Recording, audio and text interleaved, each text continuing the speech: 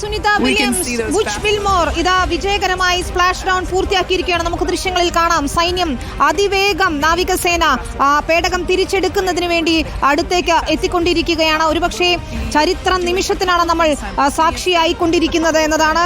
Butch Wilmore, Nick Hague, Alexander Gorbunov, ഒപ്പം നമ്മുടെ സ്വന്തം സുനിത വില്യംസ്, അവർ സുരക്ഷിതരാണ് ആ പേടകത്തിനകത്ത് എന്ന് തന്നെയാണ് നാസ അറിയിക്കുന്നത്. ഇതാ പേടകം കരയ്ക്കടുപ്പിക്കുന്നതിന് വേണ്ടി നാവികസേനയുടെ ബോട്ടുകൾ എത്തിക്കഴിഞ്ഞു. 4 യാത്രികരും സുരക്ഷിതരാണ്.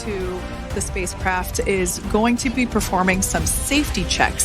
We can see they're using an instrument that is basically working to detect if there are any hypergolic vapors or fumes that are still residing in and or around the Draco thruster nozzles or outlets.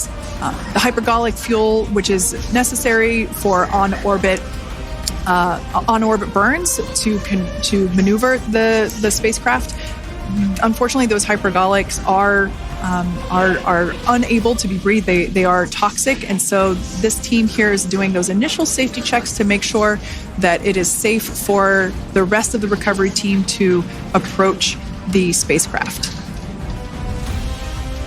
They're also checking to make sure that any residuals കരയ്ക്ക് അടുപ്പിക്കുകയാണ് പേടകത്തെ എന്നുള്ളതാണ്. American സൈന്യത്തിന്റെ നാവികസേനയുടെ ബോട്ടുകൾ വളഞ്ഞു കഴിഞ്ഞു. ആ പേടകത്തെ കരയ്ക്ക് അടുപ്പിക്കുന്നതിന് വേണ്ടിയുള്ള ദൗത്യമാണ് നടക്കുന്നത്. 4 യാത്രികരും സുരക്ഷിതരാണ് എന്നുള്ളതാണ് നാസ അറിയിക്കുന്നത്. ചരിത്ര നിമിഷത്തിനാണ് ലോകം സാക്ഷിയായിക്കൊണ്ടിരിക്കുന്നത്.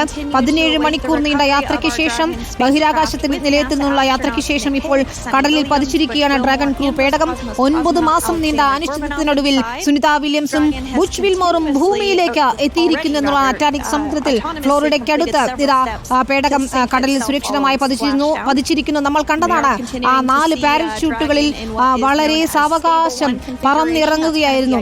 സൂര്യപ്രകാശം അവിടെ നിന്നും പ്രവഹിക്കുന്നതിനനുസരിച്ച് വേഗം കുറച്ചുകൊണ്ട് വളരെ സാവധാനം ഡ്രാഗൺ ക്രൂ പേടകം കടലിൽ പതിക്കുന്ന ദൃശ്യങ്ങൾ, ചരിത്ര നിമിഷങ്ങൾ തന്നെയാണ് കടന്നു പോകുന്നത്.